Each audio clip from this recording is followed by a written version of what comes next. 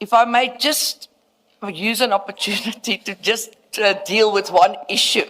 I got a random message from somebody on my phone telling me that I'm not allowed to shout at you, Chairperson, or the other commissioners. I just want to make it plain that I don't shout, I just speak very loudly. Most people know that. So I am sure you didn't perceive it as shouting, neither yourself nor the other commissioners I spoke to.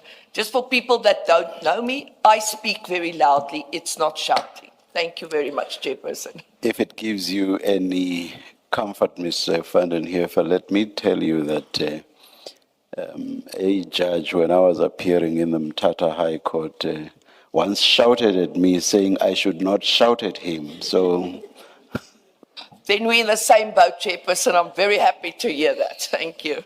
Thank you.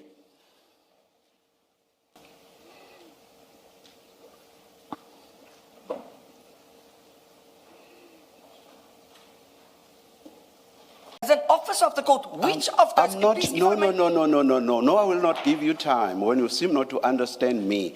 I am saying I'm not interested in the nitty-gritty of what falls under the Section 35 bucket. I'm not interested in that nitty-gritty.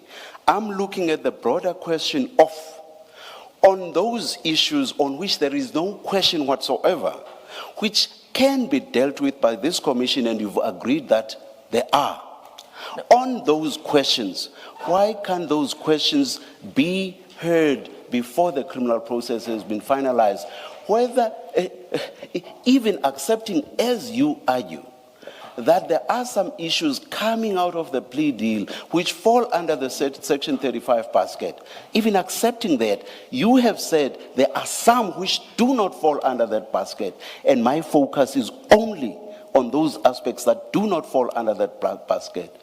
So clearly, what you've just said about the plea deal is irrelevant to my question. With the greatest of respect, it's not irrelevant, Chairperson, because I cannot at this point in all, as an officer of the court, distinguish between what we can answer and what we can't answer. We can only say to you, the only things... You will never understand me. Please go on to your next point. No, I do understand you quite clearly. The only issues that my client can answer, Chairperson, at this point, that we say that we form common cause on is who he doesn't know on the list of the 10-6. The rest of the issues, if I may please, the rest of the issues, I cannot say to you, I am prepared to answer this because I don't know if I can. I have not asked you that. You are trying to answer a question which I have not asked you. I have not asked you that question.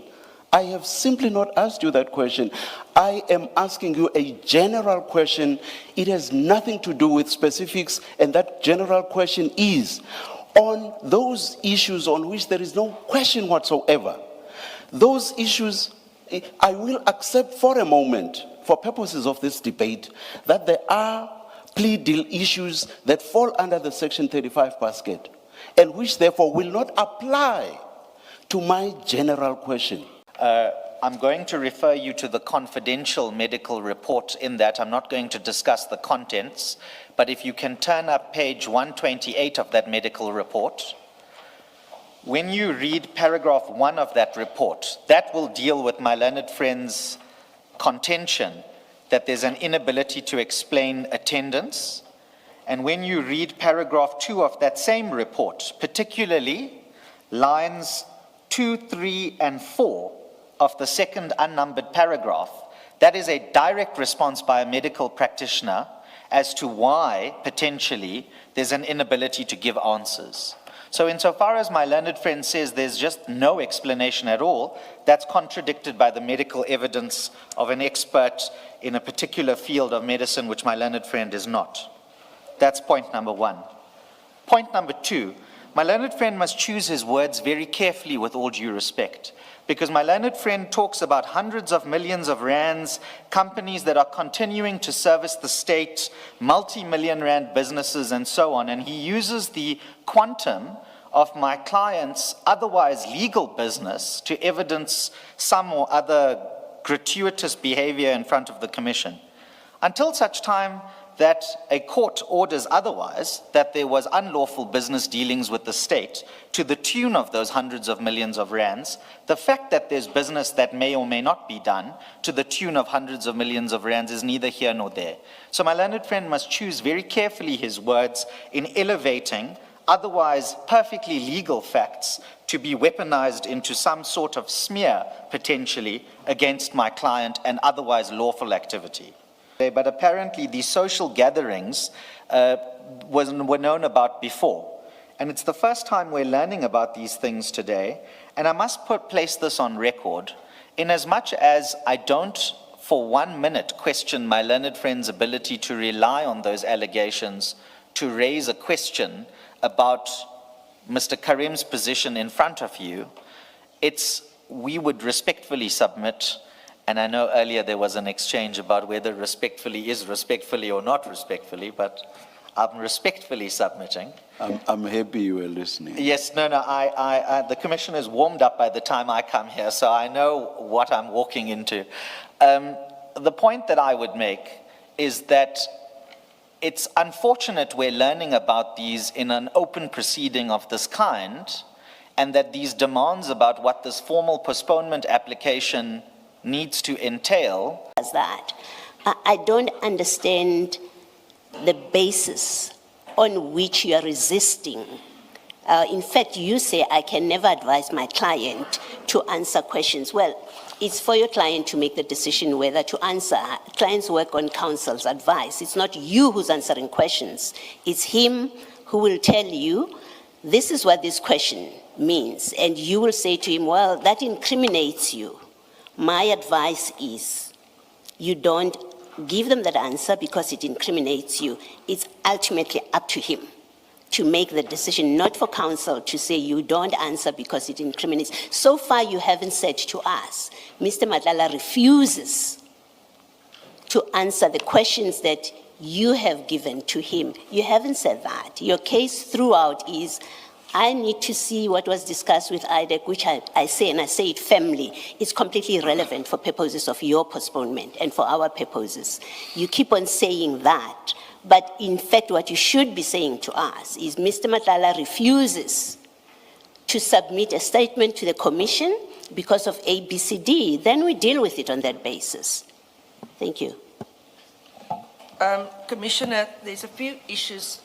The one thing that I've noted in the 10.6 that you, I assume, take quite seriously, there's a specific question that says, has any person tried to influence you, intimidate you, etc.? Now, you cannot say to me that that is not relevant to the Commission's work. The answer can only be yes or no. And the rest would be the detail. If we are interested in a yes, if he says, yes, someone has tried to intimidate me, the Commission may well follow up when he presents evidence and say, well, give us the detail of that intimidation. But the answer is yes or no. There's nothing, there's no privilege about it. There's absolutely, and it's a matter that is within his personal knowledge. It doesn't depend on you seeing the documents from IDEC. It's an answer that Mr. Matlala is in a position to give to you. So it's a bad example that you're choosing. No, I respectfully disagree with you, because if there are, if for instance there's intimidation, or for instance if there's undue influence, with the greatest respect, I've come across, and I've got no problem that you yourself have come across people that do not understand that what they are subjected to is undue influence to get to a point. So I stand by my answer previously. The other issue that I want to raise with you is, as a litigator, we've got ethical obligations when we deal with clients to ensure, and you're right, I advise my client, that is my duty. But I do not know of a single attorney or an advocate in this country that will allow their client to depose to an affidavit if they're not satisfied that what is in that affidavit is correct. We all do this. We do litigation, we run trials. That is our ethical obligation.